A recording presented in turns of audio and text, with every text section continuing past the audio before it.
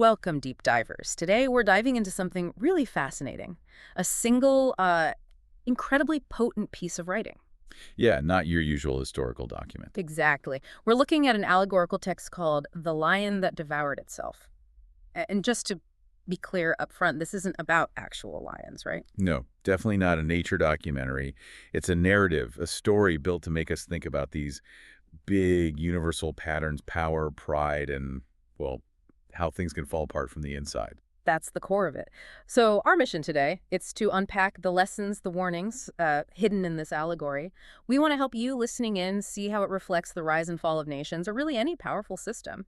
And like the title says, how they can end up, well, devouring themselves. Right. Okay, let's get into it. What's so valuable about using allegory here, I think, is how it lets us look at these really complex social dynamics.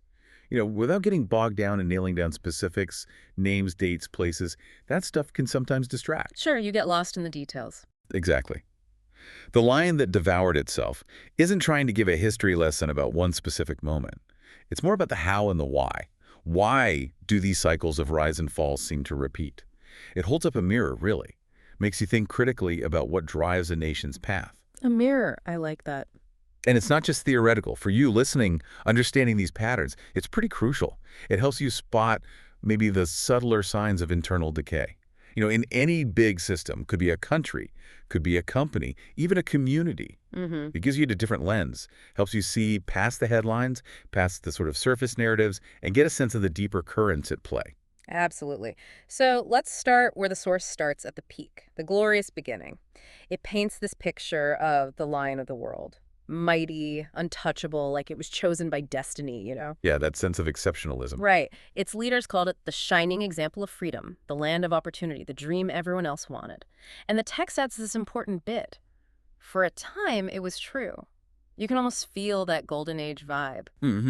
Prosperity, confidence. Total belief in its own specialness. But, and this is where the turn always seems to happen in these stories, right?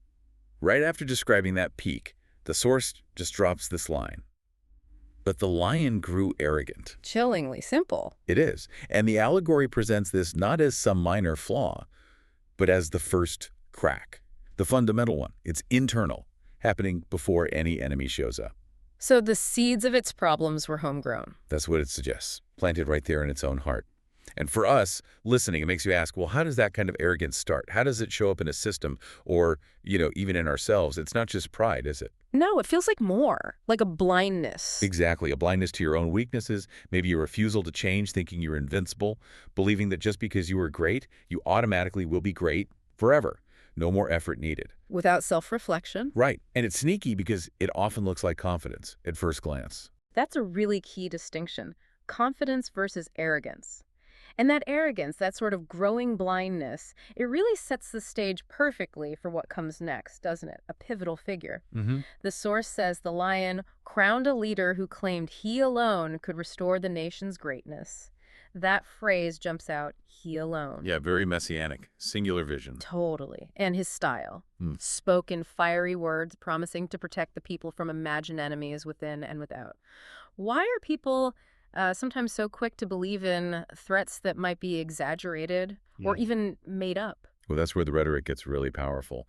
And that arrogance we talked about feeds right into it. Imagined enemies. Yeah. It's not always pure fiction. You're right. Sometimes it's taking real anxieties, maybe small disagreements, maybe even real problems. And twisting them. And amplifying them, directing them at a scapegoat. It's a diversion tactic, really. Yeah. Moves attention away from the tough internal issues and gives people a simple us versus them. Makes them feel secure in the U.S. Exactly. Even if that security is built on, fear or a pretty distorted picture of reality. And the result, according to the source, crowds adored him, chanting his name, worshiping him as if he were more than mortal. Intense devotion, almost fanatical. Okay, and here's where it gets really interesting and kind of scary. The source is explicit. His power didn't come from wisdom, but from division. Not a unifier. Not at all. A wedge. It says, he made his people fight each other, neighbor against neighbor, until the nation's spirit fractured. Wow, that's not just politics anymore. That's deliberate dismantling of social bonds. It's a deep wound. That idea of the nation's spirit fractured, it suggests something almost beyond repair in the collective identity. Yeah, it makes you wonder, is there a point of no return? Can that kind of deliberate division go so deep that a society just can't heal? Or is there always a way back, somehow? Well, that's the terrifying question, isn't it? When a society gets turned on itself like that, all its energy goes inward. Fighting, suspicion, resentment. It's not focused on solving real problems or facing actual threats. Yeah. It consumes itself. It does. That fabric of trust, social cohesion, you could call it, just dissolves. And when that happens, the whole system becomes incredibly fragile, like an organism attacking its own cells. Doesn't need an outside enemy then. No, it becomes its own enemy. Makes recovery, or even just collective action, incredibly hard because the trust, the will to cooperate, it's been broken down systematically. It's way more insidious than an external army because it destroys the foundation from within. So, okay, the politics are fragmenting, the spirit is fractured, and then the source shifts focus. It looks at the economy, another crack appearing. Right. Meanwhile, the empire's wealth pooled into the hands of a few colossal corporations. Think about that word, colossal. Huge entities. Not just big business, real centers of power. And controlling critical sectors, it lists them. Food, medicine, media, even the very airwaves of thought, all were controlled by profit. It really makes you think, is there a tipping point where that kind of economic concentration just destabilizes everything by itself? That phrase, even the very airways of thought, that's pretty chilling.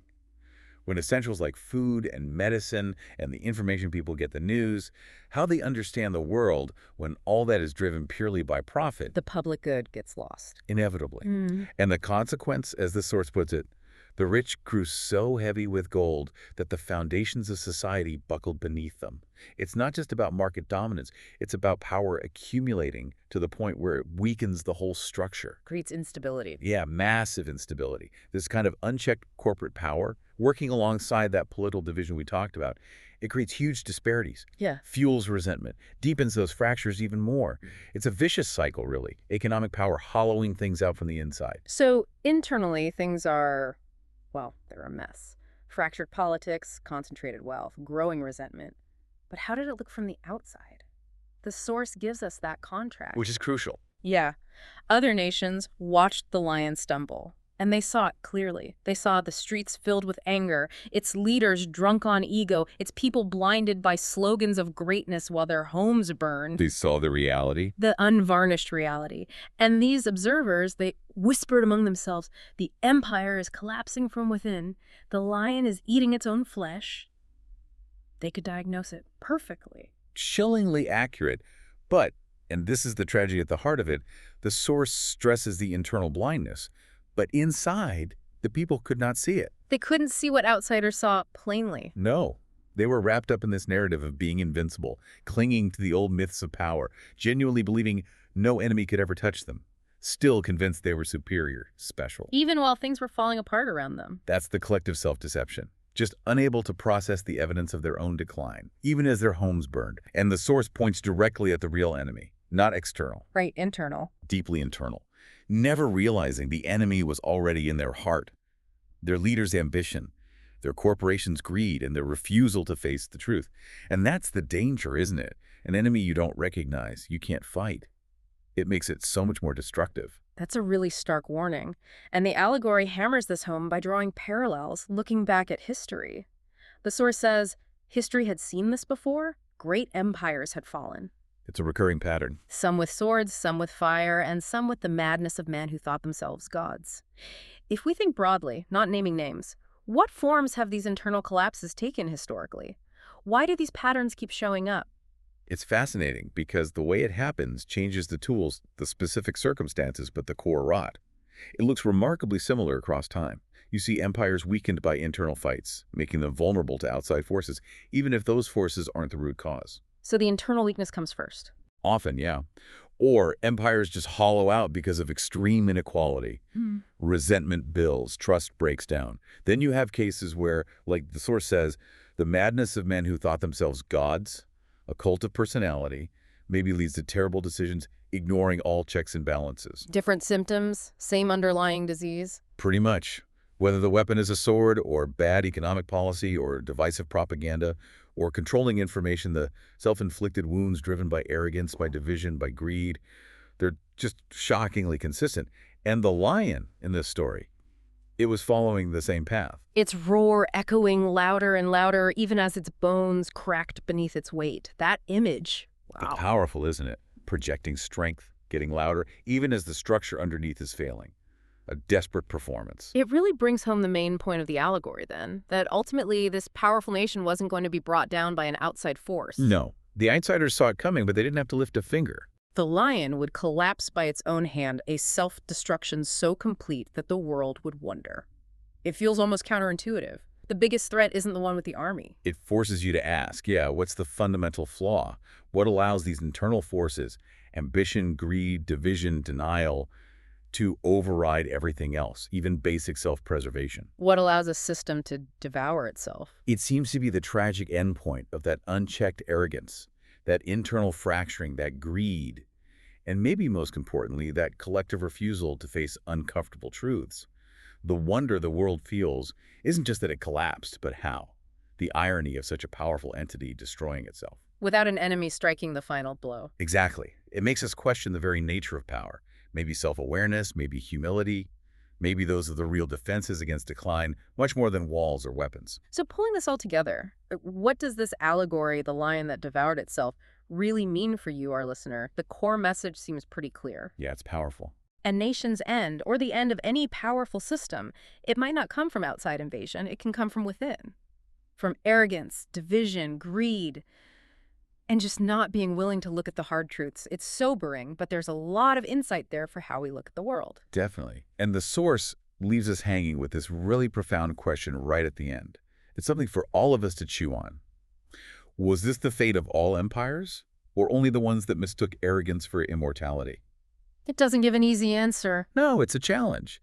It pushes you to think about how fragile power might actually be, and how vital self-awareness is for individuals, for groups, for nations.